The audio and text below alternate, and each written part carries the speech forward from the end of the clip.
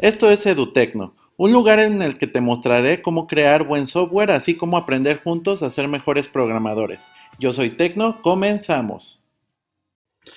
Perfecto, ahora vamos a ver el tema de interfaces.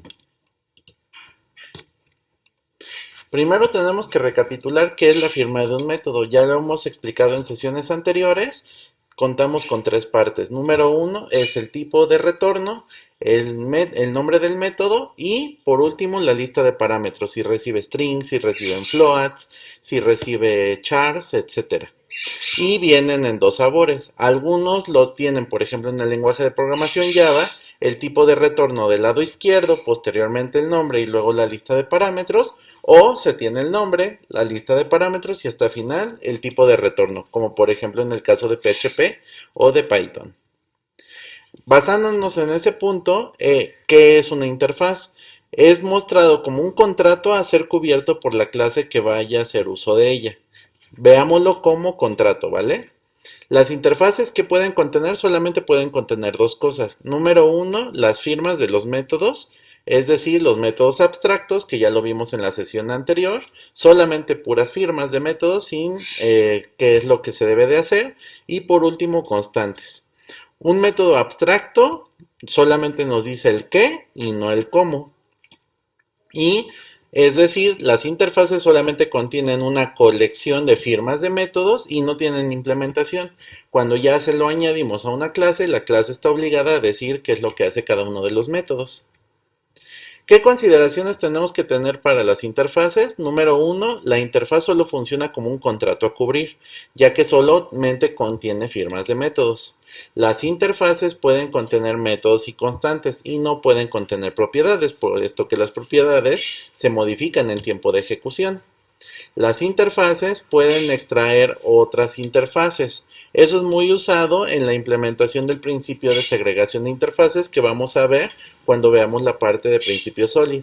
Y por último, a las interfaces al no tener implementaciones, puede la clase que las implemente usar varias de estas. Esto es muy erróneo que se le llame herencia múltiple, puesto que no estamos heredando un comportamiento, simple y sencillamente tenemos varios contratos que tenemos que cubrir. Entonces no es correcto que, por ejemplo, en el lenguaje de programación Java, digan que cuando tenemos nosotros varias interfaces es la simulación de la herencia múltiple. ¿Y cómo es la representación en UML? Primeramente tenemos un cuadro.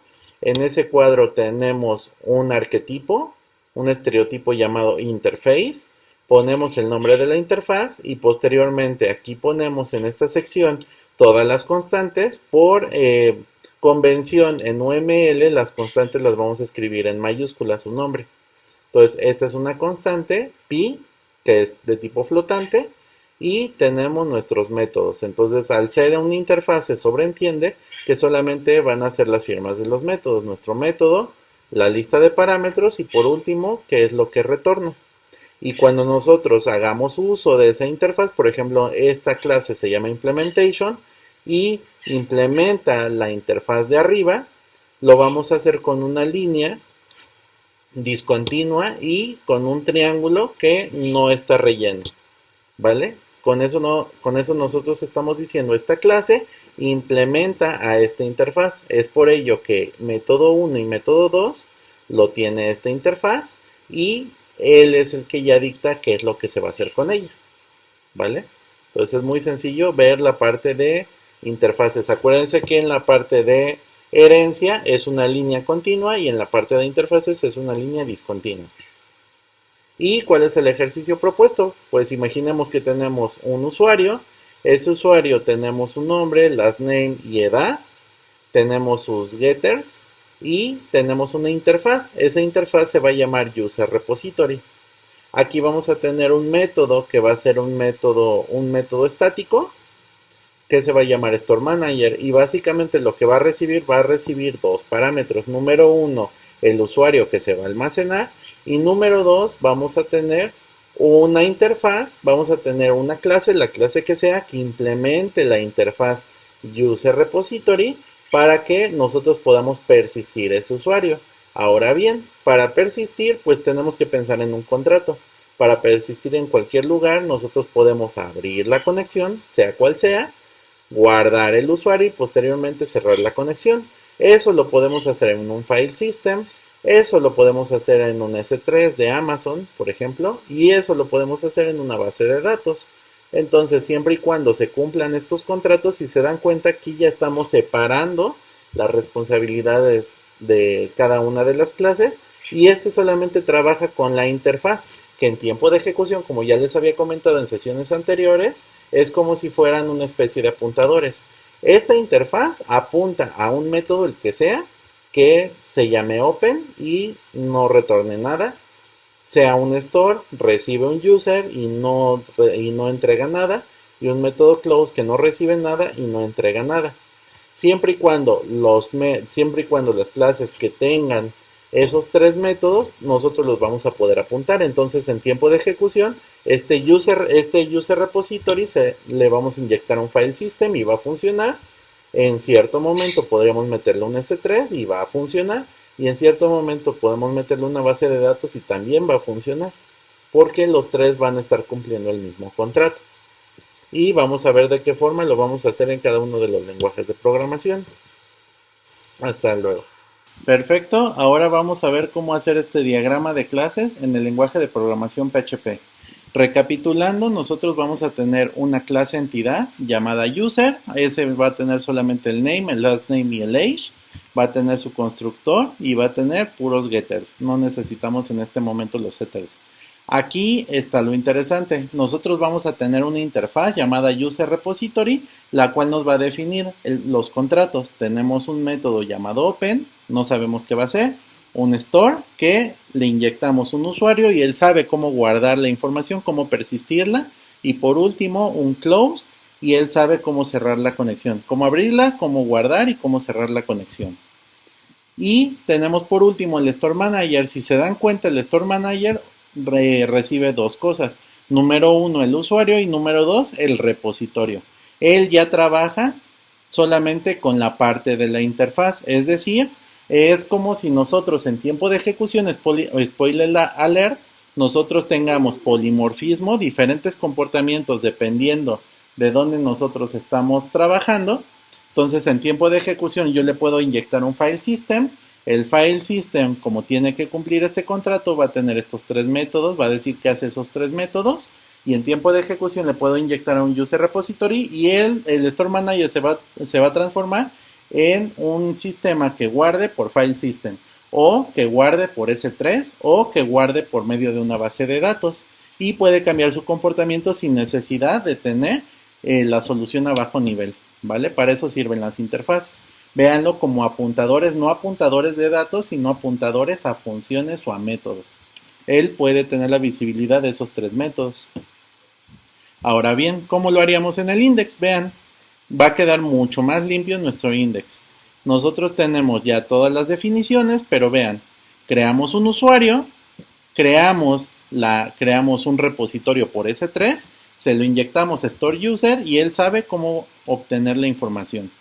Le inyectamos posteriormente por file system y exactamente mandamos a llamar lo mismo, solamente que aquí le estamos inyectando un S3, aquí un file system y por último una base de datos, ¿vale?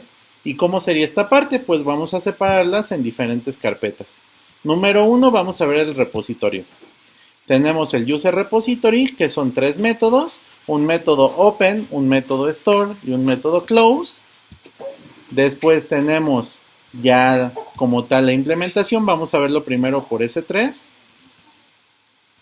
Si se dan cuenta, tenemos aquí nuestro S3. Y vean lo que sucede. Al momento de nosotros hacer con la palabra reservada implements, nosotros estamos obligados a decir que hace open, que hace store y que hace close. Y aquí están. Para este ejemplo, pues open solamente le manda el client ID y el secret, no importa que nosotros tengamos client ID, secret y por último el bucket. Y después, cómo nosotros guardamos la información por medio, por ejemplo, de un JSON. Y por último, el método close, cómo cerramos la conexión. Él es el encargado, ya como es una clase a bajo nivel, él es el encargado de decir el cómo. En el caso del file system, pues ocurre lo mismo. Él necesita un directorio, él sabe cómo abrir ese directorio Él sabe cómo inyectar la información. En este caso, para este ejemplo, imaginemos que el usuario lo convertimos en formato XML y lo guardamos en el archivo, en el directorio y en el nombre del archivo, ¿vale? Y por último, a nivel base de datos, pues ocurre lo mismo. Necesitamos el host, el user y el password. Tenemos nuestro método open, guardamos la información por medio de un array asociativo y hacemos un insert, un Billy vulgar insert, ¿vale? Para el caso de los models, pues solamente lo único que ocurre es que tenemos nuestros tres elementos, que es el name, el last name y el age, por medio del constructor. Se lo seteamos y tenemos los métodos getters. No hay gran lógica. Y por último, el business. Vean qué tan limpio nos queda el business. Tenemos un store user, tenemos un método estático, es decir, no necesitamos para este ejemplo aplicar el operador new. Y tenemos un store user que admite un user y admite un user repository, es decir, una interfaz. Como nosotros usamos esa interfaz, ¿a qué nosotros podemos apuntar? Pues a tres métodos. Uno llamado open, uno llamado store y uno llamado close, que en tiempo de ejecución nosotros le estamos indicando que es una base de datos o es un S3 o es un file system. Y de esa manera nosotros lo podemos ver como una especie de apuntadores, que era lo que les comentaba. Y lo único que necesitamos hacer es ejecutarlo. Y vean, en tiempo de ejecución se comporta de tres formas diferentes. Primero abrimos la conexión a S3, aquí nos está indicando. Después cerramos la conexión, aquí vamos a ponerlo. Después cerramos la conexión, guardamos el usuario, que en este caso es un JSON, en el bucket especificado. Y por último cerramos la conexión. Cuando lo hacemos por medio de un file system, pues igual tenemos esos tres métodos. Él sabe cómo abrir la conexión, en este caso el directorio, cómo guardar el archivo, en este caso es un formato XML para este ejemplo, y cómo cerramos el archivo. Y por último, en el caso de la base de datos, pues él sabe cómo abrir la conexión a la base de datos, cómo persistir el usuario, que en este caso pues es el vulgar insert into, y por último, cómo cerrar la conexión. Y de esa forma nosotros podemos generar contratos en nuestro sistema para que no hay ningún problema. Si el día de mañana ahora se me ocurre guardarlo en un gestor de colas de mensajes, por ejemplo, pues sin ningún problema creo yo una nueva clase que implemente esa interfaz, la interfaz user repository, digo que hace el open, digo que hace el store y digo que hace el close, y sin ningún problema ya mi store manager ya está preparado con esa interfaz para que pueda también ser compatible con esa parte. Y eso sería todo del lado del lenguaje de programación de PHP. Les recomiendo que vean el lado de Java, que vean el lado de Python, de qué forma se hace este mismo ejercicio. Y recuerden, Happy Coding. Hasta luego.